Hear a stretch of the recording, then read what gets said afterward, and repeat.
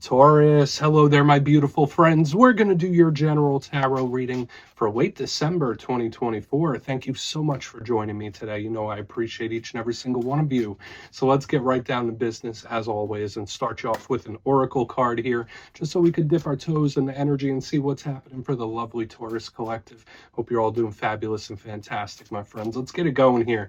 My guide, spirit team, talk to me. What do we have for the Taurus collective here? We are in the holiday season. What energies, messages, insight can we take a little peek at for our friends? And yeah, we're just going to take a real quick look at this first card. Then we'll get into the full reading itself. At the very end, I'll pull you a bonus card from the Shadowland Tarot, just to see what might be in the shadows or what shadow work you can lean into, which is always interesting. But let's get it going here. Let's rock and see what we got for Taurus gang in late December. As we get very, very close to the new year, let's see what the vibe is for Taurus, please. What's happening? One card, nice and quick, please. There we go. Thank you. All right, so I do have a very lay low type of energy, and I picked this up, I think, for you a couple weeks ago, and I also saw it for another sign this week as well, which is odd because this card to me doesn't often pop out. It's like one of the rare ones, I guess, because of the energy that it carries. Now, there is something beautiful about it. There's two main messages I pick up here, where it either deals with aesthetics or just someone doing their own thing. They're like in their own lane. Now, before we fully dive into that, if you're new here, I'll be speaking about the December subscriber surprise towards the end, so you might want to check that out. And also, if you could kindly illuminate that like button by tapping it right on its third eye, you know, I'd greatly appreciate it. But enough of the promo, into the reading. Let's talk about this card. So it's absolutely beautiful. We see this lady, it's like she's in a pond and she's surrounded by these geese or swans. I'm not exactly sure what they are, but I know she's somewhat blending in here. Now, first and foremost, when it comes to aesthetics, to me, this card ties in because it's just so visually appealing. So for some Tauruses out there, maybe you're concerned about appearances, like how people are perceiving you. Maybe you're changing something about your look, whether it's like your physical fitness, the wardrobe, hair, you name it. Like it's just something aesthetic showing up here. So again, maybe some of you are switching a little something up, but it's just something about perception, like how people view you when this card is here. And it does feel like it could be very positive. But the other thing, the fact that she's just doing her own thing, she's laying low. A lot of you could just be in that mode where it's like, okay, I'm in my own lane, I'm laying back. It doesn't quite feel like hermit mode, but to me, it's just someone doing their own thing and laying low. If you've been having issues with somebody, it could be someone like not wanting a big fuss, but we're just going to leave it over there. She could have her wish. Let's get into tarot. And yeah, I always say the first card here doesn't make or break the reading. It's just a little footnote. So let's get you 3 tarot cards in the upright. Then we'll get into the intuitive juiciness. Shuffle it up one time here for my Taurus friends. Let's see what's happening. And while we get this deck shuffled up and ready to go, let's talk about last week's reading. It was a bit of a doozy, my friends. The reading was titled They Are Watching You. Now, the odd thing about it, or the different thing about last week's reading, is it didn't just feel like maybe one person glancing. It was like layers. I was even picking up like surveilling or like surveillance. It was really peculiar because it was like I'm watching you while you're watching them. It was like multi-layers of keeping tabs on something. So we're going to see what shows up this week. As you know, energy is very fluid, never set in stone. So only take this how it hits for you, because we could be seeing your vibe or somebody else's, right? Let's get it going.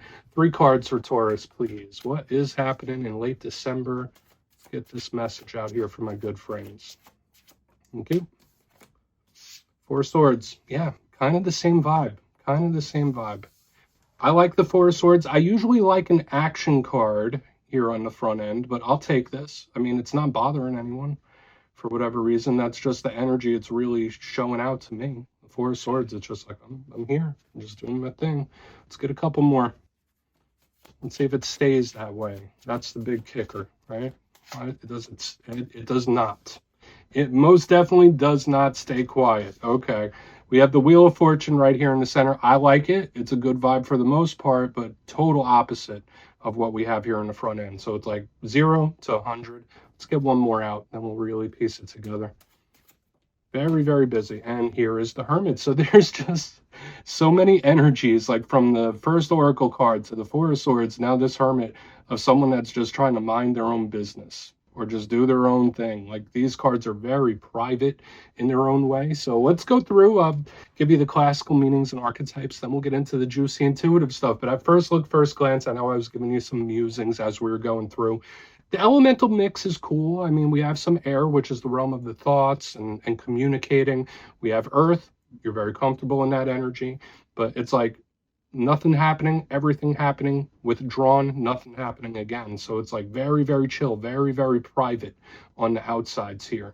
But in the center, there's just a whole lot going on, a whole lot building up. So that's what's really intriguing to me about this spread, where it's like, yeah, well, maybe from the outside it looks quiet, but underneath the surface, there's a lot building. So let's go through piece by piece and really start to build this out. Position number one, we're starting with the Four of Swords. I like this card.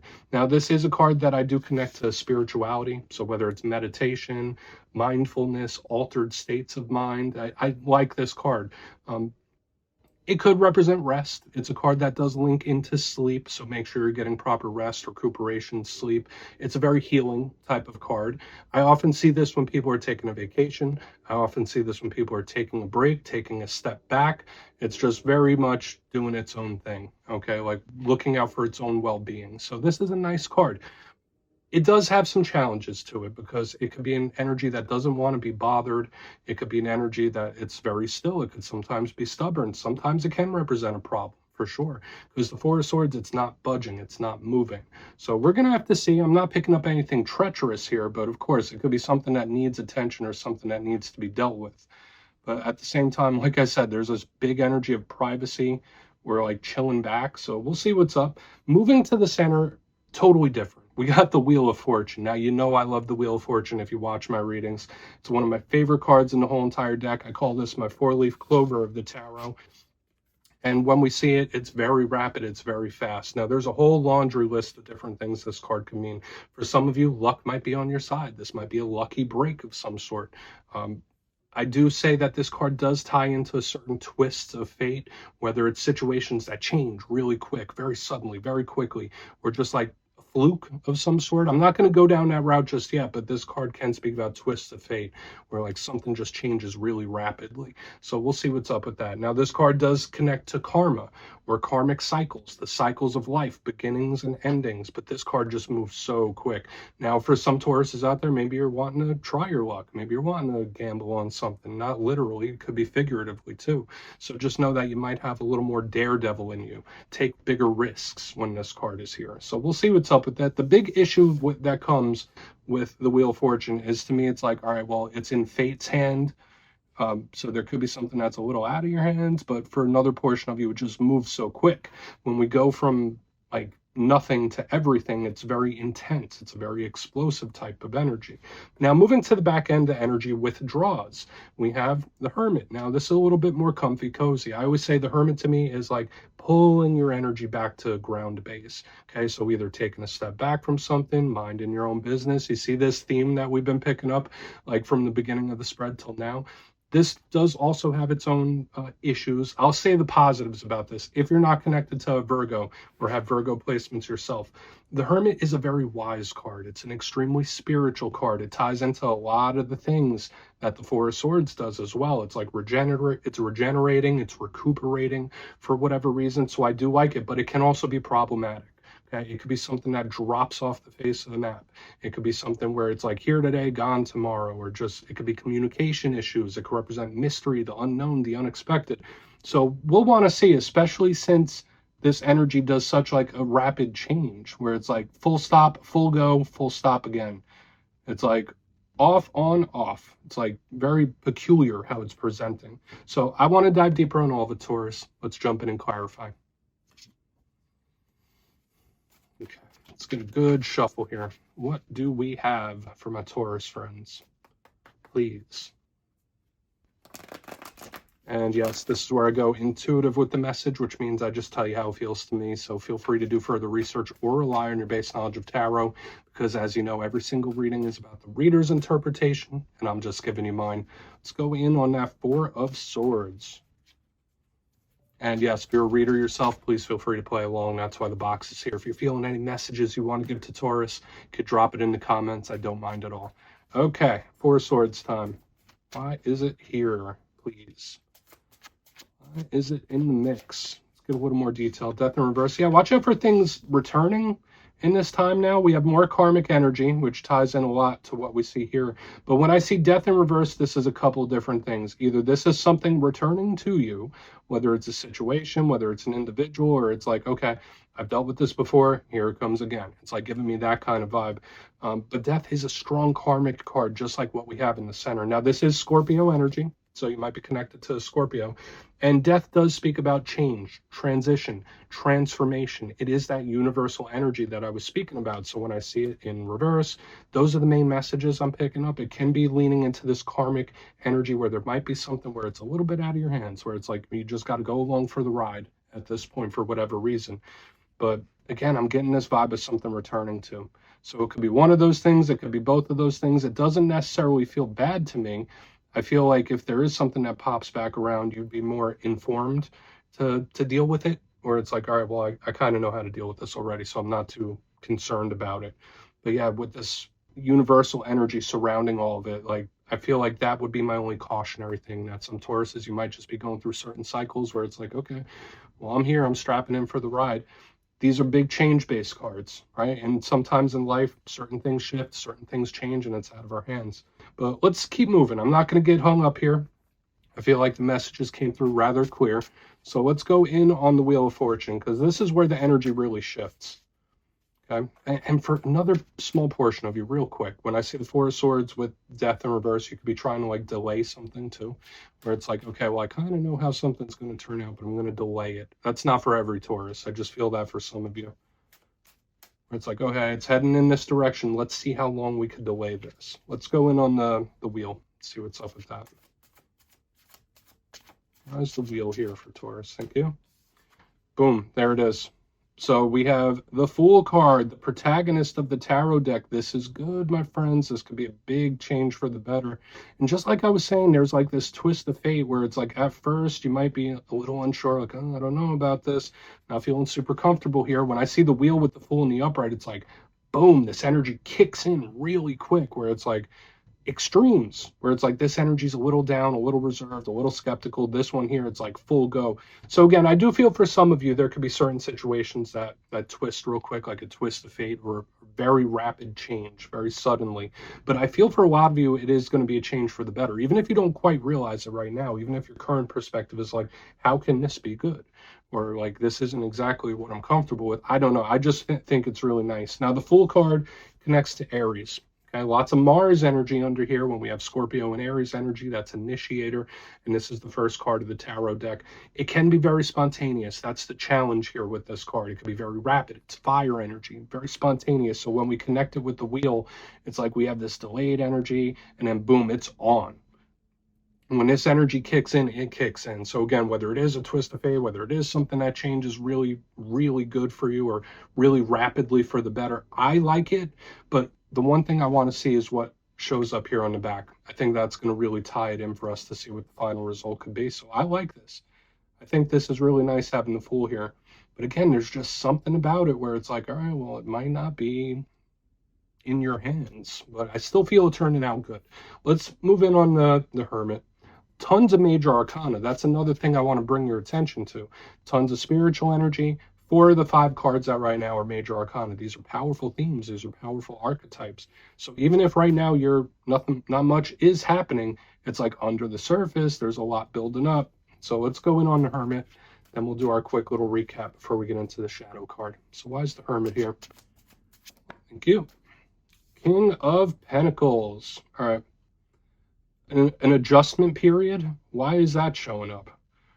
That's bizarre. So we have the King of Pentacles, which is good. It's grounded. It's used to something. So like the way the energy is flowing to me, it's like, yeah, we have this energy. It's like delaying, stopping, then boom, everything kicks in. When I see the Hermit with the King of Pentacles, one of your cards, remember, it doesn't have to be gender specific. It's like, okay, I just need a second to adjust or readjust to this. Okay, so again, it's like the off, on, off again. Now, for some of you, if you're not going through an adjustment period, and I see the King of Pentacles underneath the Hermit, This could just be taking a pause with something. So there could be certain things that you might just want to put on the shelf for a minute. I'm not saying you have to death card it or 10 of swords it. To me, it's like, just, yeah, put it on pause for a minute. It's okay. There's no rush. That's the one thing I like about this energy on the back, because it's like gathering itself, it's composing itself, and it's letting something settle in and settle down. Now, if this king was in reverse, then I'd be a little more concerned, but I like it. Again, with all this change and that twisting energy that we're picking up front, I feel like it's something that you can and will adjust to. Okay. Now, for a small portion of you, you may be having issues with other earth signs or people that have like prominent earth placements when I see this here on the back. But again, I feel overall this energy is moving in a positive place. So let's go through and do a quick recap. Then we'll get into the shadow card real quick. But if you could kindly look in the box, position number 1, we're starting with the 4 of Swords and the Death card. That gave me a couple different messages. For some of you, there could be something that's going to return in a big way. Because even if you're not doing nothing about it, it's like it cycles back. So whether it's a person or a situation, it's like a flare-up of sorts. Another vibe I was getting, there could be certain situations that are just out of your hands, or there could be something that you're trying to delay.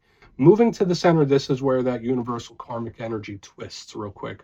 The wheel with the full go. So it's like we go from full stop to full go. Very intense. Lots of stuff happening. So there might be a situation where you're just in for the ride. But for another portion of you, I feel like this could be a change for the better. It just happens rapidly, and it does feel like a twist of fate. Moving to the back end, we have the Hermit, which retracts its energy back, clarified by the King of Pentacles, and that's one of your power cards right there. Grounded, abundant, stable. So I feel for a lot of you, either you're in a time now of letting something settle in, or you'll just need an adjustment period. That's like the big vibe I'm picking up here for some reason. The only issue I'm seeing here on the back end, if you are connected to another earth sign, there could be a lot of stubborn energy between the two. But aside from that, I like what I'm feeling. I feel like the energy is moving in a positive way, and just try your best to go with the flow. So please take a screenshot if you want to look into it further. Let's see what's in the shadows for you. So let's get a good shuffle here for Taurus. What is happening, guys? Please. Again, this energy that's been very private, like minding its own business, don't feel bad to me. But yeah, I always like to pull one shadow card at the very end just to see whether it's something within you or something you don't quite see. Shadow cards don't always have to be a challenge. They could be a good thing. So let's get you one. And if you made it to this point in the reading, please feel free to check out channel memberships. I'll put a link for it in the comments below. It's a beautiful way to support the channel. I have much love for all my channel members. All right, let's get it going here. Let's get your shadow card. What is happening? My Taurus friends in the shadows. Cool. 8 of Wands. So this 8 of Wands in the shadows ties directly into this energy we have right here in the center, this fiery vibe. Now, I always say with the 8 of Wands, it's one of the fastest moving cards in the whole entire deck. And with what we see here in the middle, yeah, there could be something that either progresses so quickly that it puts you outside of your comfort zone, where you might need to adjust for it. But it is one of the cards of talking, communicating. So it does fit several themes that we saw within the reading itself. So the good aspects of this, it's fiery, it's back and forth, there's a lot of progress and making up a lot of ground. So whatever situations you're dealing with, or whatever situations are taking up a lot of your mental space, it's like, all right, we could leave a mark here, or we could get a lot of forward momentum. Really love that. Now, when it comes to the challenge of the 8 of Wands, yes, it can be explosive. Yes, it could be volatile. You might be running the risk of being a little more temperamental than normal, or a situation just being very unpredictable, especially with the energy we have here in the center, now this in the shadows. So there's a certain volatility to the energy, but again, it doesn't sink the reading whatsoever. And watch out for communication, right? Because there might be a very hot and heavy one when this card shows up. So yeah, Taurus, that's what I have for you this week, my friends. Very interesting reading. Don't click away just yet, though. I'm going to give you the details of the December subscriber surprise. If you would like to book a personal reading with me, you can check out my digital calendar and book one at my website, mastermetaphysics.com. But for the December subscriber surprise, I'm giving away 3 copies of one of my favorite decks, the Everyday Witches Tarot. So if you'd like to get your name in for this, 2 simple things as always, my friends. First, you must be subscribed. And second, let me know down in the comments, what do you want Santa Claus to bring you this year for Christmas? You'll be entered to win, and at the end of the month, the winners will be announced in my community tab. As always, my friends, much love, and I'll see you soon.